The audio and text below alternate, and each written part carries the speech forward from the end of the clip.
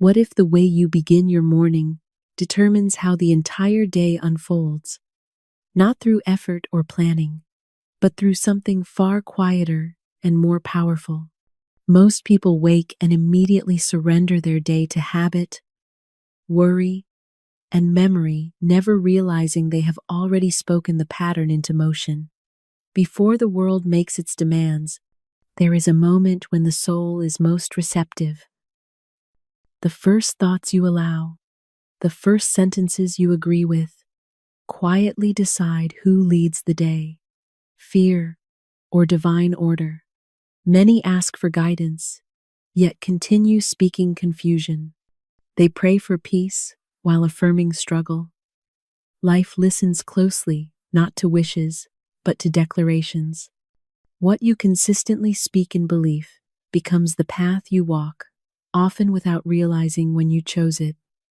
There is a difference between asking for help and allowing help to move. When the right words are spoken, resistance dissolves. You no longer push life forward. Life begins arranging itself on your behalf, with a precision that feels almost effortless.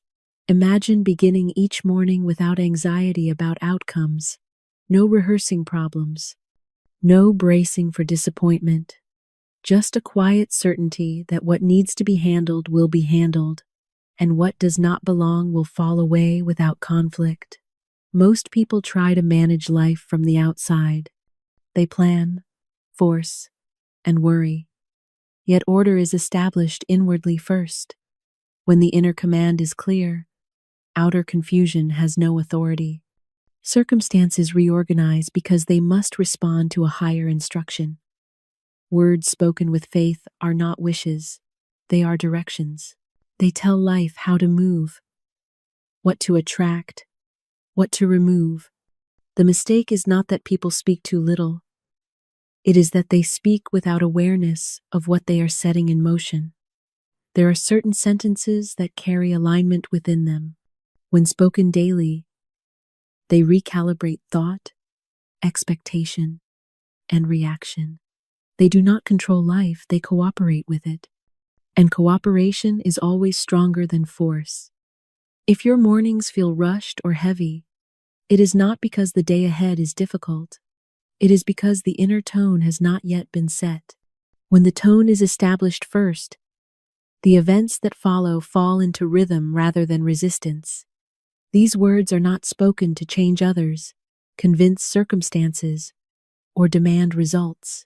They are spoken to release control. And in that release, something wiser takes over, handling details you could never manage alone.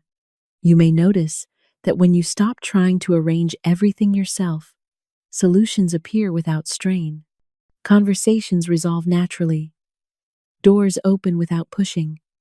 Timing aligns without explanation. This is not coincidence, it is order responding to permission. The mind may question how simple sentences could carry such power. Yet life itself is created through command. When the command is aligned, the response is immediate. Even if unseen at first, these words are not rushed. They are not repeated in desperation. They are spoken calmly, daily, with the knowing that what is spoken in truth cannot return void. Faith gives them weight. Consistency gives them authority. Over time, you may find yourself reacting differently to situations that once unsettled you. That is how you know arrangement has begun. When fear loses its grip, guidance gains space to move. You are not meant to wake each day bracing for what might go wrong. You are meant to wake in agreement with what cannot go wrong when order leads. That agreement is established through speech, before action ever begins. The outer world reflects inner permission. When you permit harmony, harmony organizes the details. When you permit ease, effort dissolves. The words you choose each morning decide which force is in charge. Do not rush past this. Mornings are thresholds.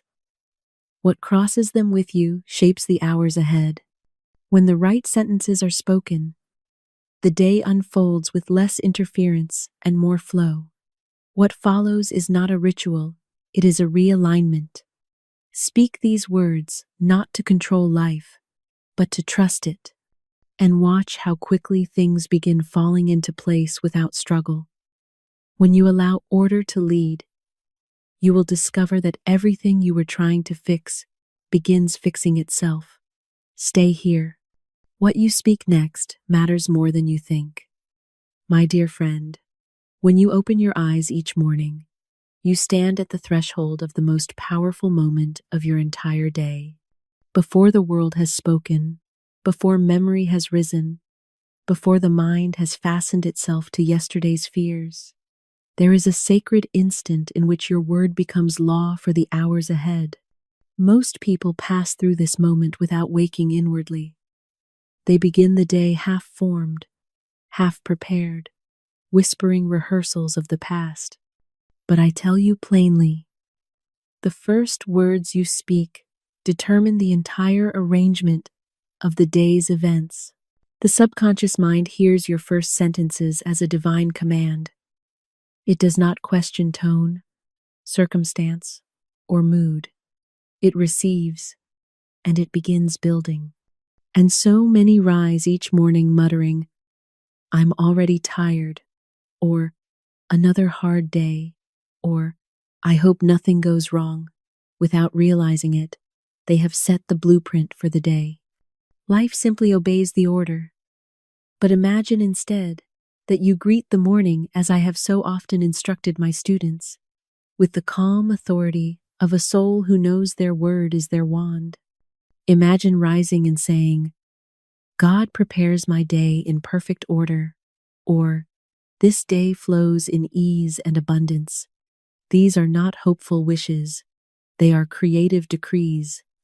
And the moment they are spoken, the invisible forces already begin arranging themselves to fulfill them. I once taught a woman whose mornings were filled with dread. She rose each day burdened by the memory of unpaid bills and the fear of what might go wrong.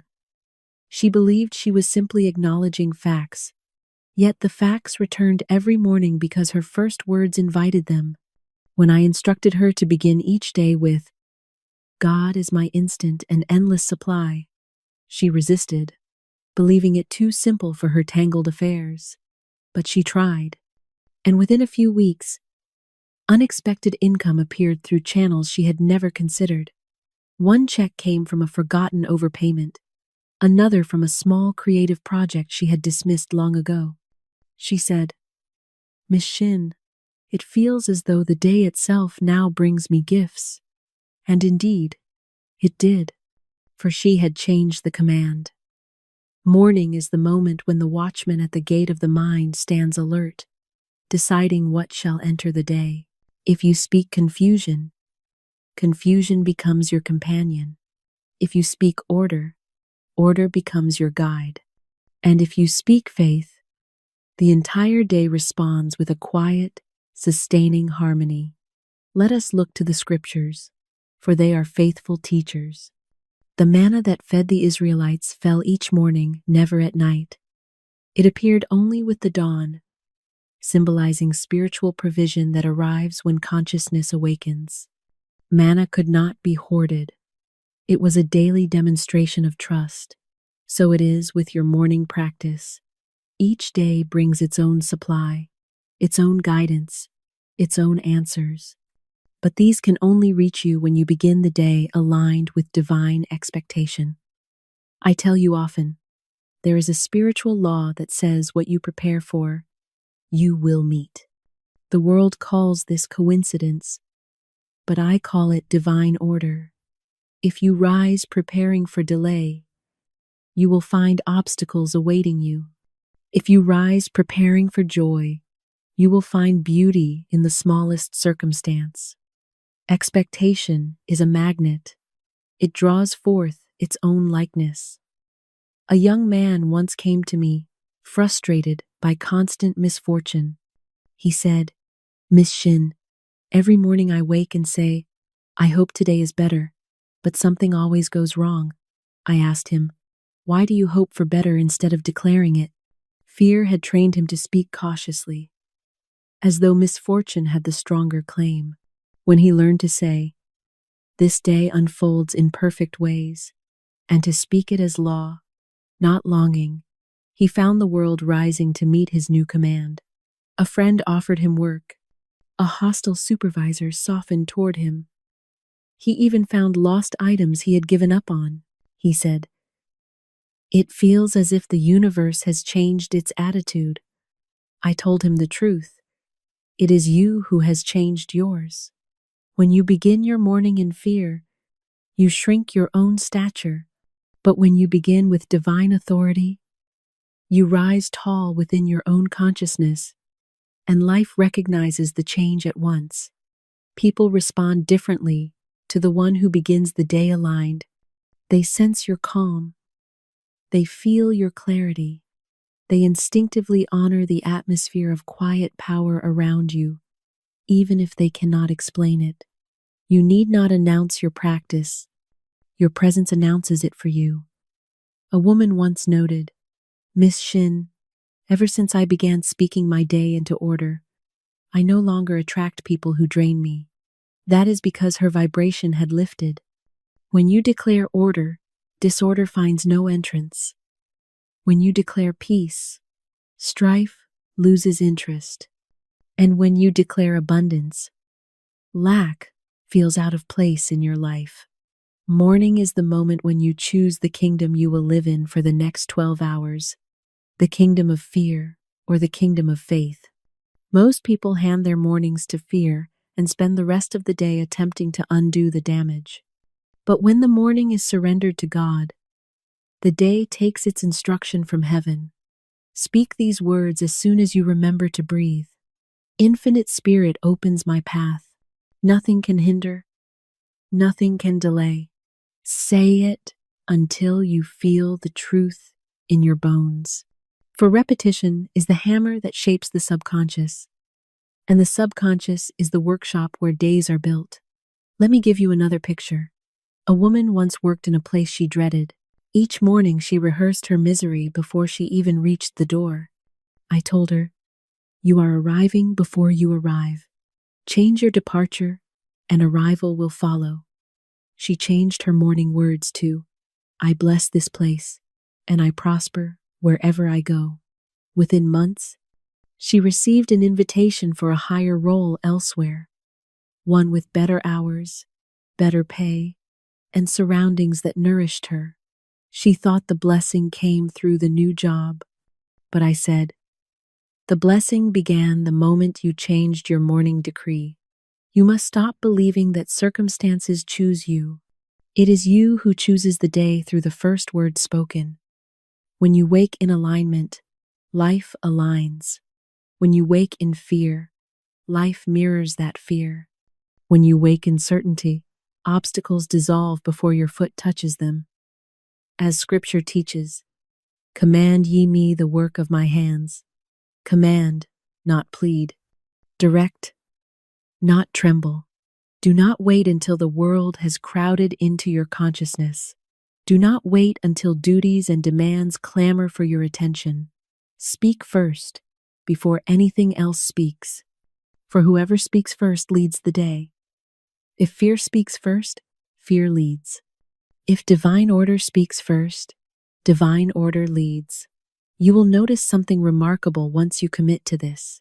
Your mornings become holy ground. You feel the air lighten around you. Ideas arrive gently. Solutions reveal themselves with no strain. You stop bracing for what may go wrong and begin expecting what must go right. This expectation is not fantasy. It is law. Expectation sets the tone, and tone sets the outcome. Let me tell you one final case from this section. A woman troubled by family conflict told me her mornings felt heavy before she even opened her eyes. I taught her a simple declaration. "This is God's day. Nothing enters it but good." She repeated it daily, without forcing, without planning. Family disagreements softened. Conversations became kinder. Old resentments dissolved as though someone had swept the atmosphere clean. She asked, "Miss Shinn, how did everything change?" I answered, Everything changed because you changed before the day began. This is the entire secret of the morning practice. Before the world speaks, you speak. Before life arranges you, you arrange it. Before events take shape, you choose the shape they must obey. Say with me now, as the seal upon this section, my morning word sets my day in divine order. And so it does. My friend, now that we have laid the foundation for why your morning speech shapes the entire day, let us move into the deeper law that underlies this practice. The law of the spoken word.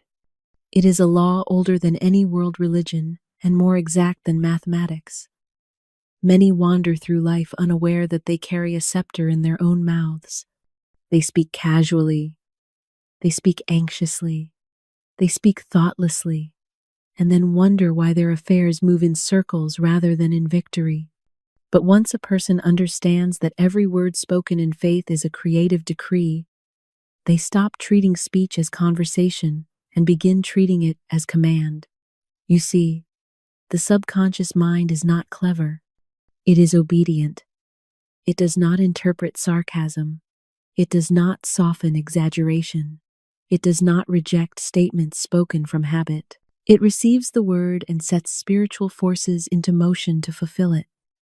When a person says, "Nothing ever works out for me," the subconscious hears only a directive: produce more disorder. When a person says, "I never have enough money," the subconscious begins arranging delays in payment, unexpected expenses, and a thinning of channels until lack becomes the only possible outcome. Most victims of circumstance are victims of their own unguarded speech. Let me give you an example from my own files. A man came to me complaining of constant resistance in his business affairs. Every contract seemed to snag. Every opportunity evaporated, and every month ended in disappointment. When I asked about his daily speech, he confessed he often muttered, "Another day of obstacles, I suppose." He called it being realistic. I called it issuing orders. Once I asked him, "Why not speak? Everything moves smoothly for me, and let life obey that instead?" He laughed at the simplicity, but he tried it, and within a few weeks, he returned astonished. Deals once frozen began to flow. People who had ignored him suddenly became cooperative. Even the mail seemed more favorable. He said, "Miss Shinn, I cannot understand how everything changed at once." I replied, "Everything did not change at once. You changed at once, and everything followed. That is the law. Life must follow the spoken word when it is spoken with conviction. But here lies the deeper truth. Tone is the carrier of power. A timid word has the weight of a feather. A word spoken with conviction is an iron bar. Many speak affirmations lightly, like feathers tossed into the wind, surprised when they drift rather than command. But when a person speaks with the tone of one who knows the law is on their side, the atmosphere shifts. The subconscious awakens like a soldier hearing its officer's voice. The entire spiritual realm begins lining up behind the decree. Let us turn to Scripture again, for it tells the truth plainly. Life and death are in the power of the tongue, not in the hands, not in the feet, not in the economy, but in the tongue. God spoke creation into existence, not by imagining it solemnly, but by declaring, "Let there be light." And what was the result? Light did not hesitate. Light did not argue. Light obeyed. So when you speak, "Let there be order," or "Let there be supply," or "Let there be harmony," your word carries a spark from that same original authority. Sometimes my students say to me, "Miss Shinn, I am afraid of speaking negatively by accident."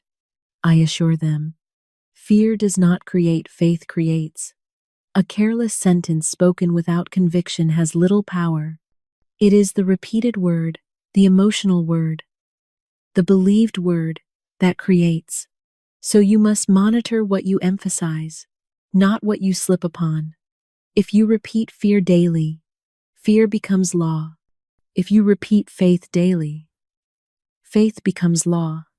The universe does not punish, it simply responds.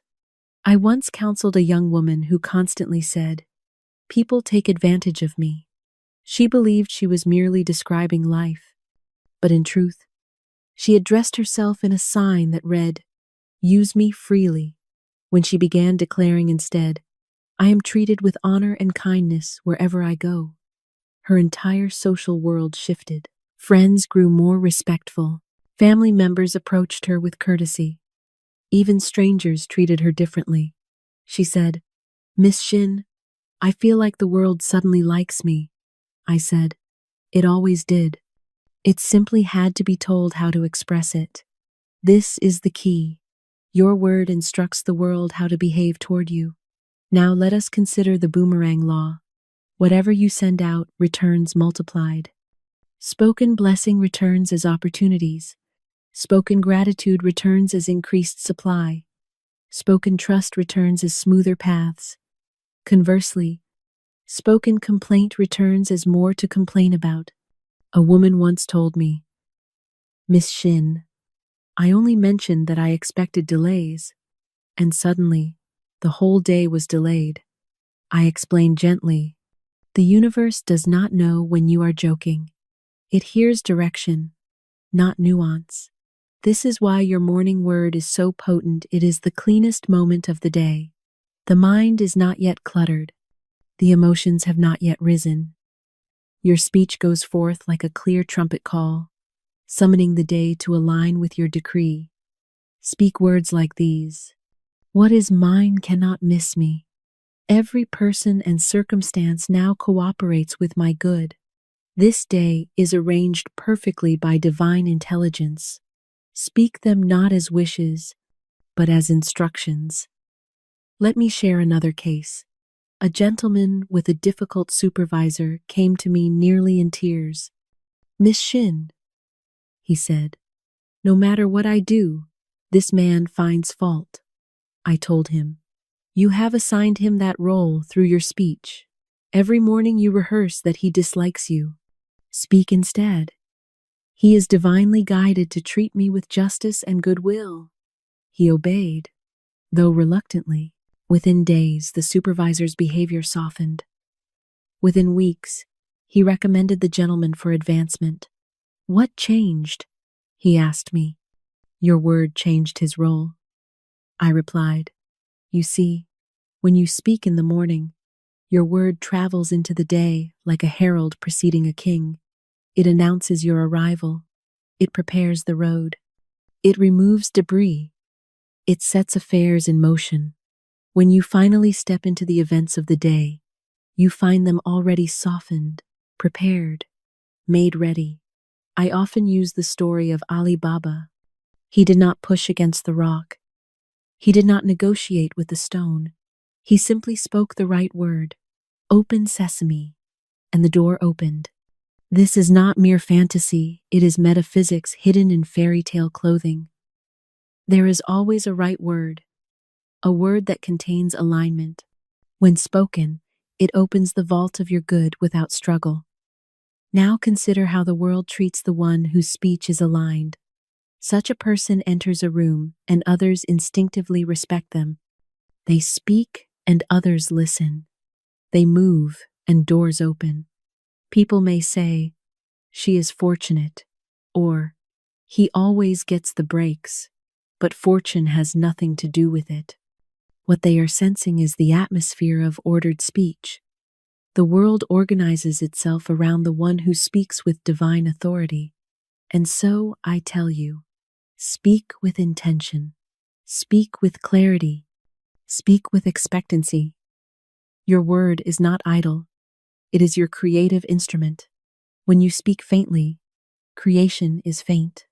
When you speak decisively, creation obeys decisively. Say now, as I have encouraged many, my word goes forth and does not return void. It accomplishes that which I please. And indeed it shall. This is the law of the spoken word you declare, and life arranges. Speak early, speak firmly, speak faithfully, for the world is listening. My dear friend, we now come to one of the greatest secrets in all spiritual law. The moment you stop trying to arrange everything yourself, God begins arranging everything for you. This is the law of non-resistance, a law so simple that many overlook it, and so powerful that it can untangle years of struggle in a matter of days. Most people live as though the universe is a disobedient child that must be chased, managed, corrected, and coaxed into helping them. Yet the universe is always ready to help, only it waits for you to stop giving it contradictory instructions. You see, when a person rises each morning determined to force outcomes, they push against divine order itself. They believe they must control every detail: what must happen, when it must happen, who must assist them, and how the blessing must appear. And the moment they tighten their grip, life stiffens. Doors stick. People resist. Opportunities evaporate, not because good is being denied, but because force creates friction, and friction blocks your supply. But when you release control not into chaos, but into God, you discover something extraordinary. The details begin to take care of themselves. You find yourself walking into perfect timing, perfect conversations, perfect connections, without having labored to arrange a single thread. This is divine intelligence in action, and it is far wiser than anything you could devise by anxious planning. Let me share a story from my files. A woman came to me with a tangle of troubles: work in confusion, relationships strained, finances in disarray. She said, "Miss Shinn, I cannot keep track of all the things that need fixing." I replied, "My dear, that is because they are not yours to fix." I taught her the simple decree I have given thousands: I cast this burden on the Christ within, and I go free. This statement is not escape, it is alignment. It shifts the responsibility from the anxious personality to the divine principle within, which knows how to solve every problem without strain. At first, she recited the words mechanically, hardly believing they would help. But she persisted, and slowly the tightness in her spirit began to loosen. Her mind became clearer. She no longer felt compelled to control every conversation, every dollar, every outcome. And then the miracle occurred. Her affairs began untangling themselves. The very person creating turmoil at work was transferred away without her saying a word. A forgotten debt she feared was impossible to pay was forgiven. Relationships healed without confrontation. She said to me, astonished, "Miss Shinn, it feels as if someone has been tidying my life while I sleep." And I replied, "Indeed, someone has." This is the divine arrangement that occurs when you no longer compete with God. We see the same lesson in Scripture. When the Israelites stood before the Red Sea, they cried in fear. Yet the command given to Moses was simple: stand still and see the salvation of the Lord. Stand still, not run, not panic, not plan. 5 roots of escape: stand still. For in stillness, divine power has room to act. The sea parted, not because the Israelites had a strategy, but because they released the burden of arranging their own deliverance. So it is with you. When you try to arrange everything, you make yourself very small. But when you surrender the burden, you become very large. For you allow infinite intelligence to act through you and for you. Say now, even as you read, infinite intelligence handles every detail. I walk in easy, victorious expectancy. That expectancy is the invitation. It says, I trust your timing. I trust your sequence. I trust your ways above my own. One of my favorite cases is that of a gentleman who insisted on controlling every moment of his career. He had strong opinions on how success must arrive, and because of that, he dismissed countless opportunities that did not match his script. His life, unsurprisingly, remained stagnant. When he finally came to me, I said, "You are like a man demanding that manna fall in a specific shape. Let it fall as it will, and be grateful." I instructed him to declare each morning, "Divine order takes charge of my affairs today." And he did so faithfully. Within a month, a position he had never considered and would never have chosen by his own planning opened before him. It paid more than he thought possible and allowed him to use talents he had forgotten he possessed. He said, "Miss Shinn, I would never have arranged this." And I replied, "That is precisely why it works. When you let God arrange everything, you discover that divine mind is a much finer organizer than human fear." Let me speak plainly now, for this truth must be understood. Your job is alignment, not management.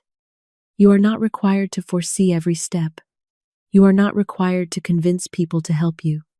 You are not required to design the route. Your only task is to maintain a consciousness of expectancy, to speak the right word and allow the universe to build the result. Morning is the perfect time for this surrender. As the day begins, say, "I do not struggle. I do not force. What is mine now comes in perfect ways." You will feel a lightness come over you, like a burden lifted from your shoulders. That lightness is the signal that divine arrangement has begun. And how will you know it is working? Because ease appears where effort once lived, because people become cooperative without being pushed, because delays dissolve as though ashamed to linger. Those around you will notice that you carry yourself with a calm authority, a shining quiet that says, "My path is orchestrated by something greater." They may call it confidence, luck, serenity, or charm, but you will know it by its true name, divine order. Let me give you one more story before we seal this section. A man tormented by worry came to me saying, "Miss Shinn, everything depends on me." I answered, "That is the greatest illusion in your life." I gave him this morning decree. Everything is working for me. I release control and receive guidance. He repeated it faithfully and soon discovered that half the burdens he had been carrying belonged to no one at all. He had invented them. The rest dissolved through unexpected assistance, perfect timing, and what the world calls coincidence, but I call divine coordination. He said, "I never knew life could run itself." I replied, "Life runs itself best when you stop interfering." This is the heart of this section. When you stop pushing, God starts pulling. When you stop controlling, God starts guiding. When you stop arranging, God reveals the perfect pattern already prepared.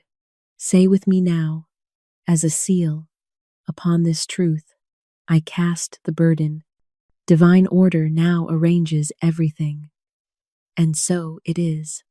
My dear friend, now that you understand the power of the morning word and the peace that comes from letting God arrange everything, we step into the next great movement of this teaching, the magic path of intuition. It is called the magic path, not because it is mysterious or rare, but because it is so natural to the soul that when it finally becomes active, life begins to unfold with such ease, precision, and harmony that outsiders call it magic, simply because they do not understand its laws. But intuition is not magic. It is divine intelligence whispering the next step. Many people believe that guidance arrives through strain by thinking harder, analyzing longer, or forcing clarity through effort. But divine guidance is not born of pressure. It is born of stillness. And the stillness of morning, when your consciousness is most receptive, is the very doorway through which intuition enters. This is why your morning declarations matter so greatly. They clear the fog before the day begins, so that intuition may travel unobstructed. I often say intuition is God's telephone line to the human mind, but God does not shout.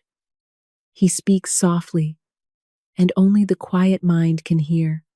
Let me share a story. A woman once came to me feeling aimless, unsure of her direction in life. She prayed for guidance, yet felt she heard nothing. Her mind was so full of shoulds and musts that intuition had no space to be recognized. I taught her to begin each morning with the decree: my footsteps are ordered. I hear the right word. I take the perfect action. She repeated this faithfully, not with strain but with expectancy. Within days, she experienced a peculiar tug to take a different route, to work something she had never considered. That very morning, she met an acquaintance she had not seen in years, who later connected her with the perfect opportunity she had been seeking. She said to me, astonished, "Miss Shinn, I would never have taken that road." And I replied, "You did not take the road. The road took you. That is the magic path of intuition. It carries you. You need only follow its gentle pull." Scripture teaches, "Thy word is a lamp unto my feet." A lamp does not illuminate the entire journey. It lights only the next step. God rarely reveals the whole map, but he always reveals the next right move quietly, unmistakably, and always in perfect timing. Intuition is not given to create suspense. It is given to create trust. Yet many ignore intuition because it arrives so simply. They expect divine guidance to roar like thunder, when it more often moves like a breath. A subtle idea, a sudden clarity, a gentle nudge, a calm certainty, a feeling of yes, or a warning, no. Intuition is the soul's language, and it speaks without fear. A man once told me, "Miss Shinn, I feel guided, but then I question myself." I said, "You do not question yourself, you question God, and God does not compete with doubt." When he finally learned to obey the first gentle prompting, he found that every act of obedience was answered with confirmation. Opportunities aligned, resources arrived, problems dissolved. He said, "I feel led as though someone is walking ahead of me." I replied, "Someone is. Intuition is God walking ahead of you. Your job is to fall into step." Morning is the ideal moment for this alignment because intuition speaks clearest when the mind is least entangled. When you begin your day with a decree such as, "Infinite intelligence guides me in everything I do today," you signal to the universe that you are willing to be led. And life answers that willingness instantly.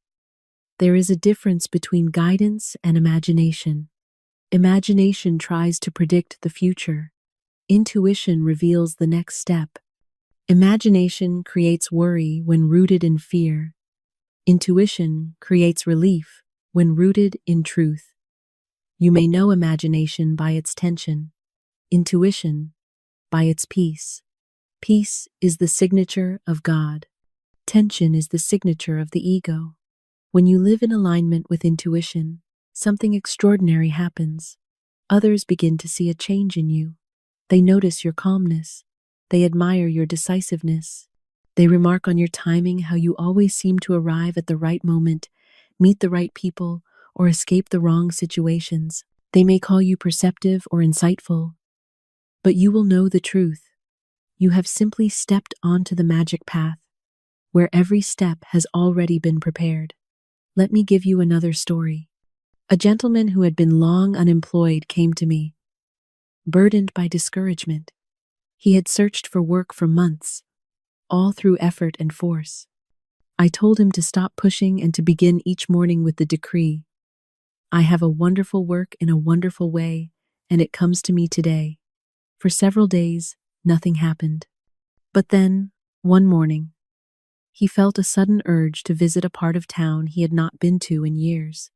He resisted the idea, it seemed unreasonable. Yet the urge persisted gently, so he obeyed it. That very morning, he met an old acquaintance who mentioned a position needing to be filled immediately.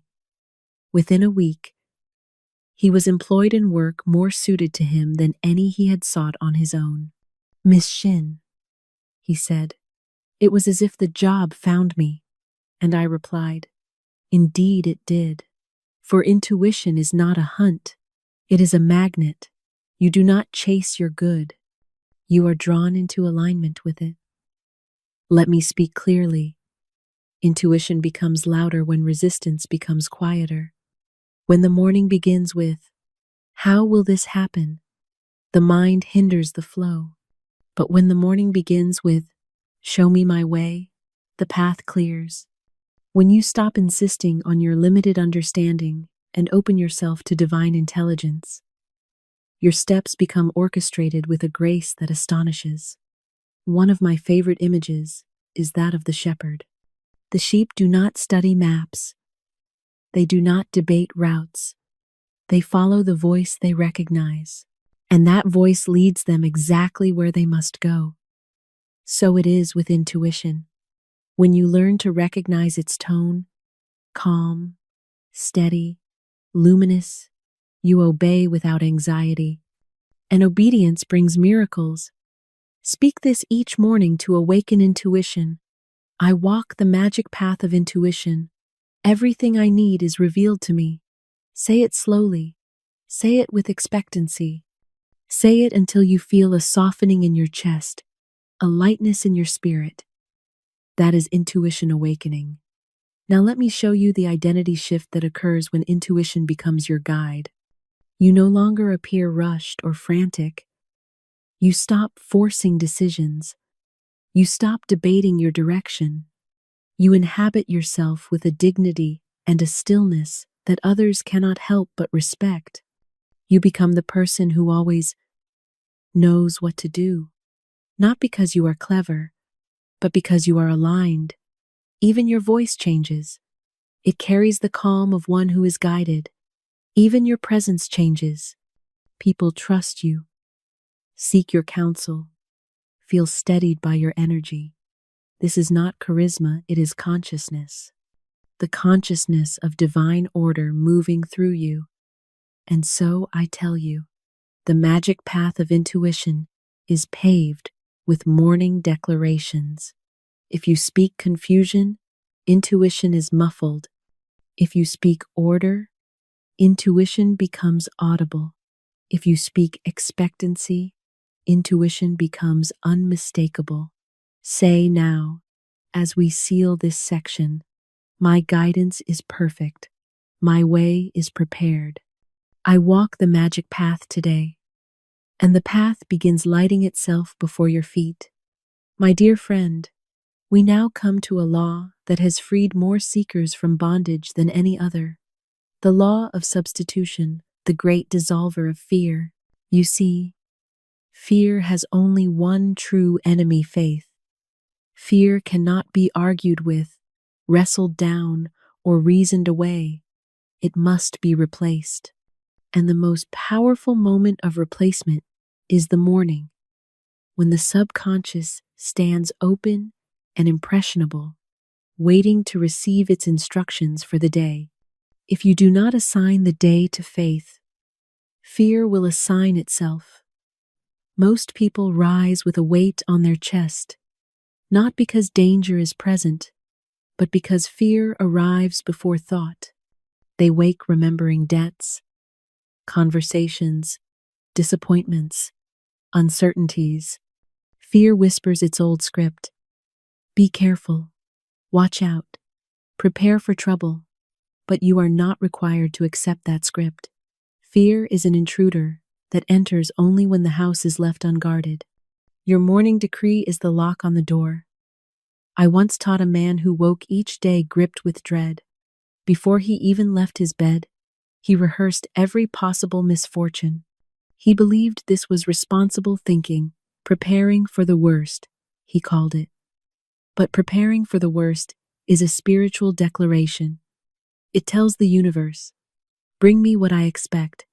And the universe, obedient as always, complied. The man found delays, conflicts, and unexpected expenses greeting him daily, as if they had been waiting outside his door. When he finally came to me, exhausted by his own imagination, I said to him, "My dear, fear is not wisdom. It is prophecy self-authored and self-fulfilled." I taught him to begin each morning with the decree, "I am unmoved by appearances. God goes before me and makes clear the way." He repeated it faithfully, not to convince himself, but to redirect his expectation. Within weeks, he woke lighter. He said, "Miss Shinn, it feels as though something steps into my day before I do." And I replied, "Something does. That something is the Christ within, the indwelling presence that dissolves fear without effort. When you say, 'God goes before me,' you invite divine order to walk ahead of you, sweeping away danger and confusion before you arrive. Fear tries to claim the morning because the morning sets the tone for the day. But fear has no power once the morning is claimed by law. Let us look to Scripture for guidance. When Joshua and his people stood before the towering walls of Jericho, fear could have paralyzed them. The walls were thick, the situation impossible, the outcome uncertain. Yet God instructed them not to attack the walls, but to circle them in faith, to substitute fear with praise. And what happened? The walls collapsed without a single blow. Fear collapses in the same way, not through force, but through substitution. Say each morning, "My walls of fear crumble now. I walk into my promised land with calm expectancy." Fear dissolves in the presence of expectation. Another student of mine, a woman besieged by anxiety, once told me, "Miss Shinn, my mornings are the worst. I feel overwhelmed before the day begins." I told her, "My dear, fear rushes in because the gate is unguarded.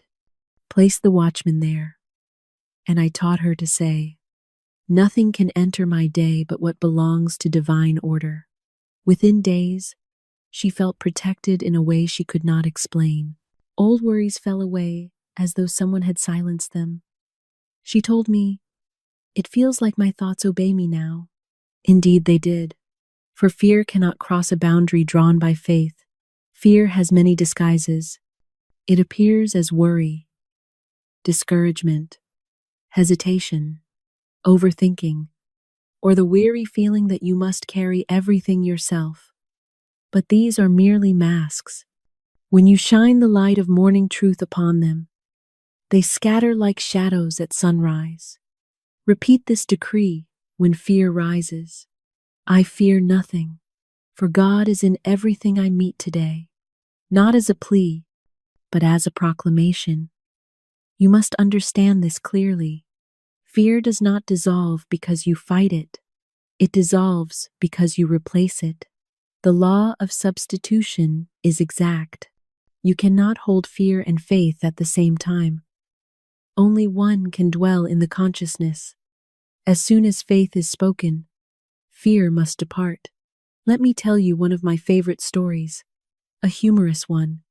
A woman came to me trembling about her finances.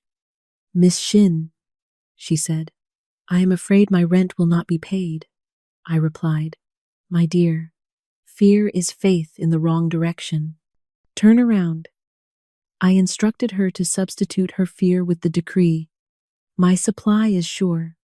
I have the magic purse of the Spirit, which is never depleted." She laughed at the idea of a magic purse, but she used it, and within 2 days, unexpected funds arrived through a forgotten rebate.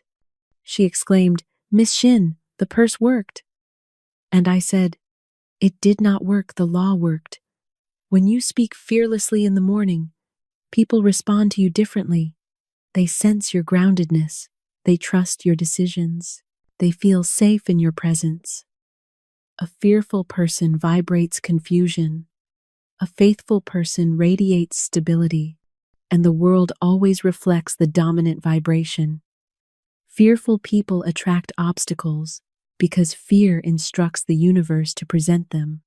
Faithful people attract cooperation because faith instructs the universe to prepare the way. Say each morning, I walk in a circle of safety. Nothing can disturb the peace of my soul. These words are a fortress, and unlike a fortress of stone, they travel with you. Let me give you another case. A young woman who dreaded her workplace told me she woke each morning with a sinking feeling. The atmosphere felt hostile, the coworkers difficult, the tasks overwhelming. I taught her to declare, every person I meet today is divinely appointed for my good. This substituted fear with expectancy. The transformation astonished her. Conversations became friendlier. Conflicts dissolved. A supervisor, once indifferent, began praising her work. She said to me, Miss Shinn, it feels as though the place has changed its personality. And I told her, the place did not change, you changed the vibration you carried into it. This is the miracle of morning substitution. When fear is dissolved inwardly, life reorganizes outwardly. Fear is a poor architect. Faith builds palaces. Fear is a poor guide. Faith leads to green pastures. Fear is a poor master. Faith commands the day. As you speak your morning decrees, you will notice fear losing its authority. It will attempt to return at times, but you will not be fooled. You will recognize it as an imposter. You will say, I do not accept this. I substitute fear with faith now. And the atmosphere will shift instantly. Remember, fear is loud, but it is not powerful. Faith is quiet, but it is irresistible. Now seal this section with me. I substitute every fear with faith. My day is guided, protected, and fulfilled. And so it is. My dear friend, we now enter the portion of this message that deals with the most misunderstood force in human affairs, divine timing. Many believe timing is chance, coincidence, or misfortune. They cry, why now? Or, why not yet? Not realizing that timing is as exact as mathematics, as dependable as sunrise, and as obedient to law as their own word. Everything appears the moment the inner command is complete. People exhaust themselves, not because their blessing is far from them, but because they are out of rhythm with it. They rush ahead, or they fall behind, or they pause in doubt, and then believe life has abandoned them. But life cannot abandon you. Life follows you. Timing is not the movement of events toward you. Timing is the movement of you into alignment with what already belongs to you. Let me illustrate. A woman once came to me frantic with impatience. Miss Shinn, she said, I have prayed, affirmed, visualized, and declared, yet nothing has happened. I answered, my dear, nothing has happened outwardly because much is happening inwardly. She frowned, thinking that inward change was a poor consolation. But I reminded her, the seed must take root before it breaks ground. The root is silent. The root is unseen. The root is essential. When the root is complete, the sprout appears without strain. She remained faithful, and within a short time, the very opportunity she had longed for arrived so naturally that she asked, why did it come now? And I answered, because now you are ready to receive without fear. Divine timing is not delay. Divine timing is protection. Many people receive blessings too soon and lose them through fear, doubt, or unpreparedness. The blessing was not wrong, they were not yet steady enough to hold it.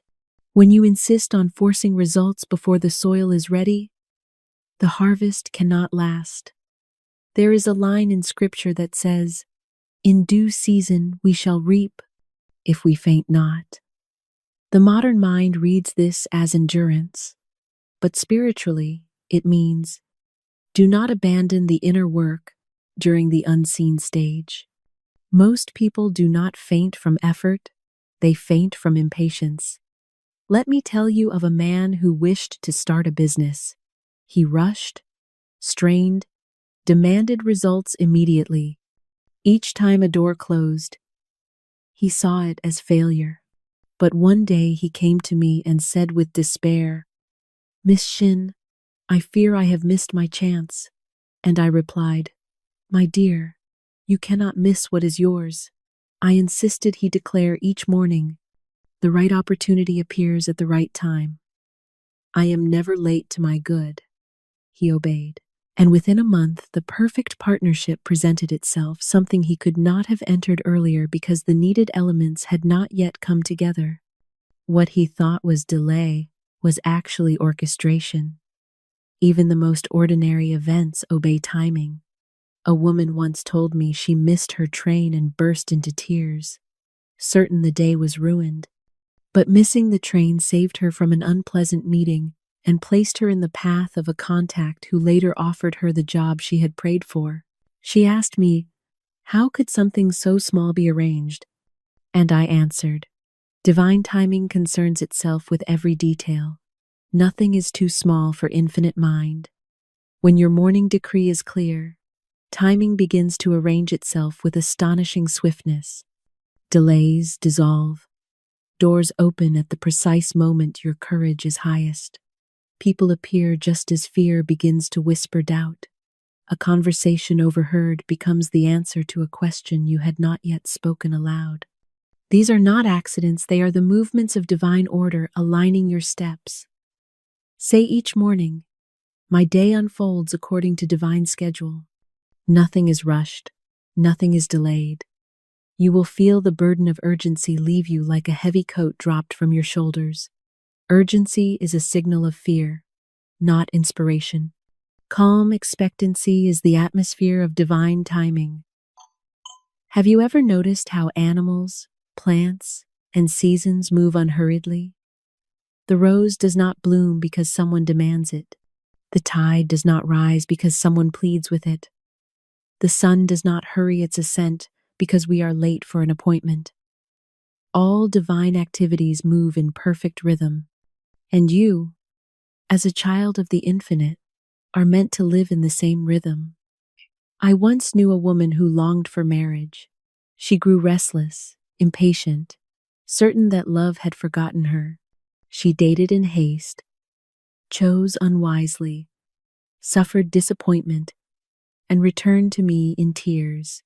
I said gently, "My dear, you attempt to plant seeds and dig them up daily, asking why they have not sprouted. I taught her this decree: what is mine cannot go past me. The perfect partner appears in perfect time." She repeated it until the fear dissolved. And within the year, she met the man who matched not only her wish, but her spiritual stature. She told me, "Miss Shinn, it feels as though we were guided toward one another." And indeed they were. Timing had arranged them like two stars that draw nearer until their orbits merge. Impatience is a whisper that says, "I do not trust the process." Your decree is a whisper that says, "I trust fully, therefore I receive fully." Another student was tormented by the fear that he would lose a legal case. He felt the court proceedings dragged on endlessly. "Miss Shinn," he said, "why is this taking so long?" I replied, "Because divine order is still arranging victory. If the matter were rushed, you would win nothing." He substituted dread with the decree. All legal matters are settled under grace and in perfect ways. And one morning he woke with a strange peace. The next day, entirely unexpectedly, the case was resolved in his favor.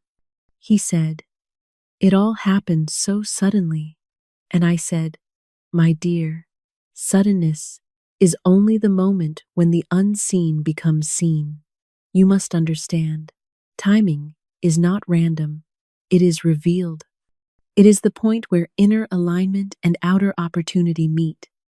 If something has not yet arrived, it is either because fear still blocks the way or because the fullness of the blessing requires more preparation. No fruit ripens before its time, and no blessing appears before it can bless you. Say this: I step into my good at the appointed hour. I cannot be late to my destiny. These words free you from striving. When you honor divine timing, people will notice the change in you. You will no longer rush. You will no longer fidget with anxiety. You will no longer say, "But what if it doesn't happen?" Instead, you will radiate a quiet assurance that many will mistake for luck, but is in truth spiritual alignment. Doors open more easily for those who are in rhythm with the infinite, and doors remain closed when you approach them in fear. Remember the Israelites wandering in the wilderness. They came upon the Red Sea with Pharaoh behind them. Their timing seemed disastrous. But God said to Moses, "Lift up thy rod." At the right moment, the sea parted. Had they arrived a minute earlier or later, the miracle would not have aligned. Timing is the stage upon which divine power performs its greatest acts. So when you feel rushed, declare, "Divine timing governs my affairs." I wait with praise, not with fear. When you feel delayed, declare, "What is mine is being prepared for me now. I cannot miss it." When you feel impatient, declare, "I rest in the rhythm of infinite mind," and you will discover the truth. Life is not against you. Life is preparing you. Life is arranging everything for your highest good. Divine timing is never wrong. It is only waiting for you to agree. My dear seeker, we now enter the seventh and final movement of this message, the moment where all that you have heard becomes not merely comfort, but command. For it is one thing to understand divine law. It is quite another to embody it so completely that your mere presence begins to rearrange conditions. When a soul fully accepts that morning speech sets the pattern of the day, and that their words carry authority backed by infinite mind, everything around them begins to shift. People sense it. Circumstances obey it. Even old obstacles grow strangely submissive under such consciousness. Let me tell you something plainly. Your spoken word each morning becomes the law of your world. Whatever you bless, grows. Whatever you fear, draws near. Whatever you release, dissolves. And whatever you expect, appears. Life is not mysterious, it is responsive. It cannot choose for you, it must respond to you. I once knew a man who awoke each morning reciting a litany of worries. Before his feet touched the floor, he had already named 3 problems, rehearsed 10 fears, and pictured disaster in a dozen forms. He came to me complaining that his days were chaotic. I said, "My dear, you begin each day as a prophet of trouble. Life merely fulfills the script." He looked startled, for he had imagined himself a realist. But realism without spiritual sight is simply agreement with limitation. I instructed him to begin at once with the decree, "My day begins in order and ends in victory." Within a week, he reported that his troubles seemed to shrink, his path cleared, and people treated him with unexpected courtesy. Nothing outward had changed, he had changed, and the outer world hastened to acknowledge it. Morning is the crossroads of consciousness. It is the moment when the subconscious is most open, when fear has not yet gathered its army, and when doubt is still rubbing its eyes. If you speak truth at that hour, truth travels ahead of you like a herald. It prepares the way. A woman came to me once who felt unloved by the world. She said, "Miss Shinn, no one values me." I replied, "My dear, no one can value you more than you value yourself each morning." She looked confused, so I explained, "If the mirror shows you unworthy, It is because you spoke unworthiness first. I gave her the decree. Divine love goes before me and prepares the way. She repeated it faithfully at dawn. Within weeks, she was surrounded with kindness. Old friends returned. New friends appeared. Respect flowed toward her as naturally as water down a hill. She said to me, "It feels as though life has changed its opinion of me." And I laughed gently. "No, my dear. Life has simply agreed with your new decree. Every morning, you choose who leads your day, your fear or the Christ within. If fear leads, the day collapses under pressure. If Christ leads, the day unfolds under grace." In Scripture, we read that manna descended each morning for the Israelites. They could not gather it the night before. It appeared only when dawn broke. This is a picture of spiritual supply. Your daily good arrives as you awaken to it, not before, not after. If you sleep in dread, you wake to scarcity. If you sleep in peace, you wake to provision. Another gentleman came to me whose business was failing. He said, "I dread each morning, for it seems to bring fresh difficulty." I answered, "That is because you treat morning as an enemy instead of an ally." I instructed him to rise and declare aloud, "This is the day of good fortune. Everything I need appears now." He obeyed with trembling faith. But faith, even trembling, is faith. He exclaimed, "Miss Shinn, it always had." He had simply never realized the power in his own decree. Morning speech sets the stage, but your composure throughout the day cements it. When disturbances arise, and they will, you need not surrender your authority. Say quietly within, "None of these things move me. Divine order reigns." At once the disturbance weakens, for nothing can withstand a calm soul who speaks with conviction. You will notice a change in how people treat you as you master your morning decree. They will listen more attentively, trust your judgment, seek your presence. They will not know why, but they will sense your steadiness, your poise, your invisible armor of truth. You will carry yourself differently, for you will know you do not walk alone. The Christ within goes before you, and heaven moves behind you. Let me share another case. A timid young woman came to me, saying, "You are not afraid of visibility. You are afraid of your own power." I gave her a simple morning decree. I walk in boldness, for God is my strength. Within a month, she received a promotion that required leadership, confidence, and clarity. A role she would have once refused now felt natural. "It seems," she said, "as though people finally see me." And I answered, "They see the part of you your morning words have awakened." Each morning, you wake to a blank canvas. You may paint chaos, you may paint confusion, or you may paint a masterpiece of divine arrangement, but the brush is always in your hand, not life's. When you awaken tomorrow, before your thoughts scatter, decree, "This is God's day. I walk in the path prepared for me." Speak it gently, but with certainty. Do not shout. Truth does not require strain. Say it until the words feel warm with recognition.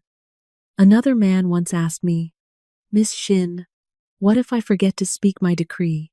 I answered humorously, "Then speak it the moment you remember." Divine order is not offended by tardiness, it is only hindered by silence.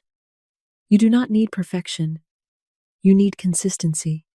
When you speak each morning, you are not telling God what to do. You are telling your mind what to allow. God needs no instruction.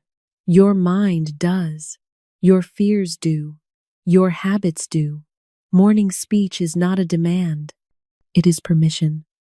Say also, "I cast this burden on the Christ within, and I go free." This single sentence has cleared more obstacles than years of worry, for worry binds the day, but release frees it. Expect your day to go well. If a challenge arises, do not declare disaster. Declare, "This too is working together for my good." Instantly, you shift from victim to victor, and life must reorganize itself accordingly. Your morning decree will grow stronger the more you use it. At first, it feels like a whisper. Soon it becomes a tone. Eventually, it becomes an atmosphere that accompanies you everywhere. People will step aside for you without knowing why. Opportunities will present themselves. Delays will dissolve. You will feel guided, supported, and assured not because life has changed, but because you have. You will find yourself saying less and receiving more, doing less and accomplishing more, demanding less and experiencing more. This is the rhythm of divine order. Speak each morning, "I expect only good." God arranges everything. And then step into your day with lightness, knowing that your decree has gone before you like a herald, carrying your banner of truth. And now, dear friend, you stand at the threshold of a new consciousness, a morning consciousness, a commanding consciousness, a consciousness that sends forth blessings before your feet ever leave the bed. If you continue in this practice, you will soon say, as many of my students have said, "Life feels easier." And I will answer, "Life has always been easy. You have simply stopped resisting it."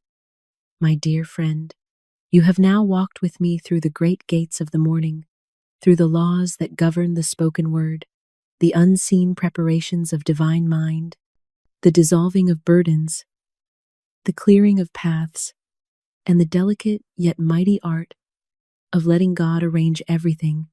As we reach the close of this message, I want you to understand something with finality. You are no longer the same consciousness who began listening. A shift has taken place. Subtle, perhaps, but unmistakable.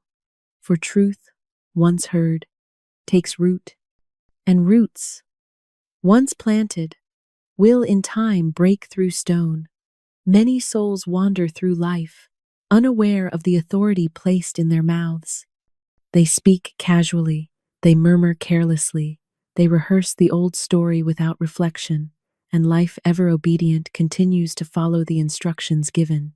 But you have now learned to speak with intention. You have learned that each morning is not a repetition of yesterday, but a fresh decree, a new command, a reshaping of the inner world from which the outer must obey.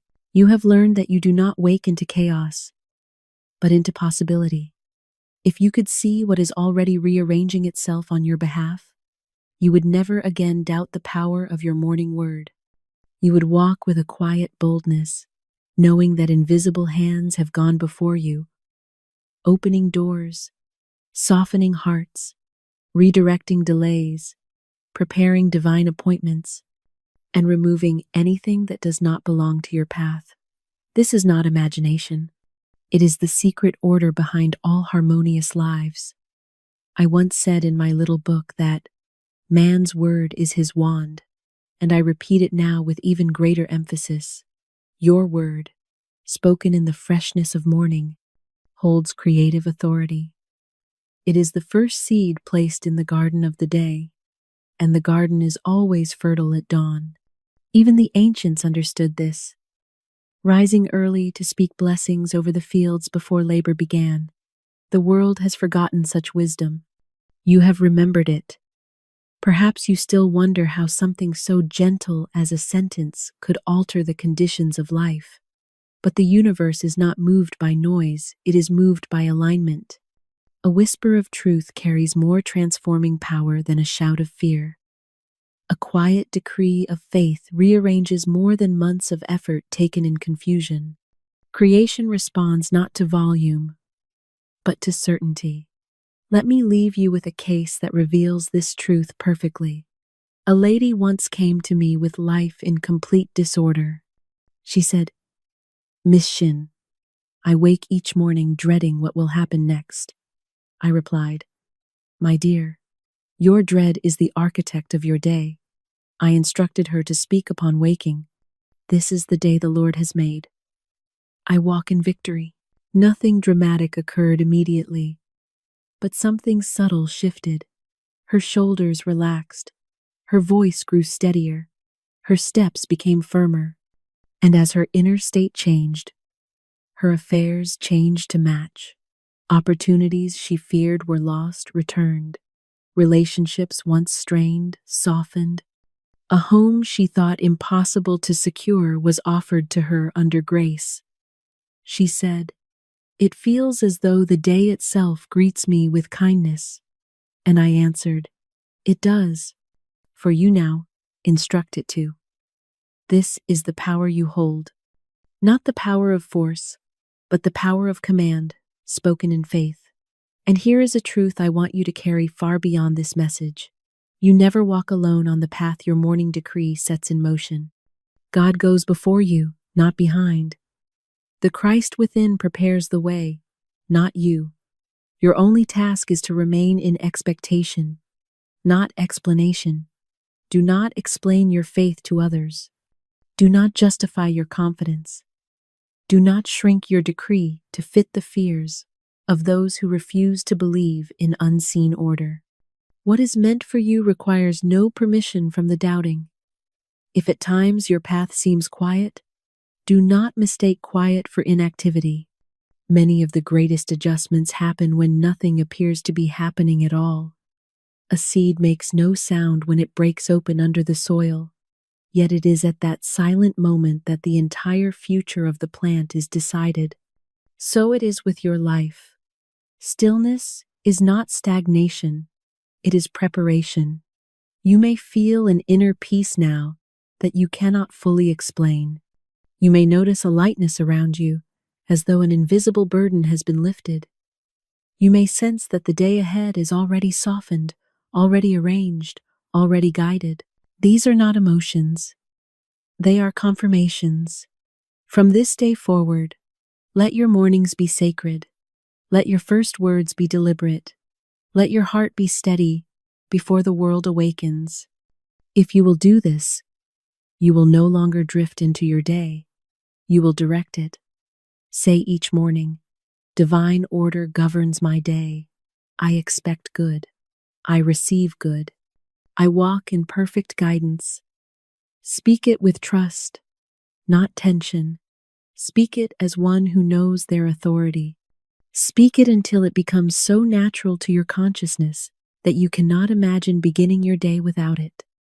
And now, I bless you with the blessing I have given to thousands. What God has done for others, He now does for you and more. More peace, more clarity, more provision, more guidance, more divine timing, more good than you have yet imagined. Walk forward now with the calm assurance that your path is arranged, your steps are guided, your burdens are lifted, and your morning word has already gone before you to prepare the way. And so, my dear friend, your blessing is sealed.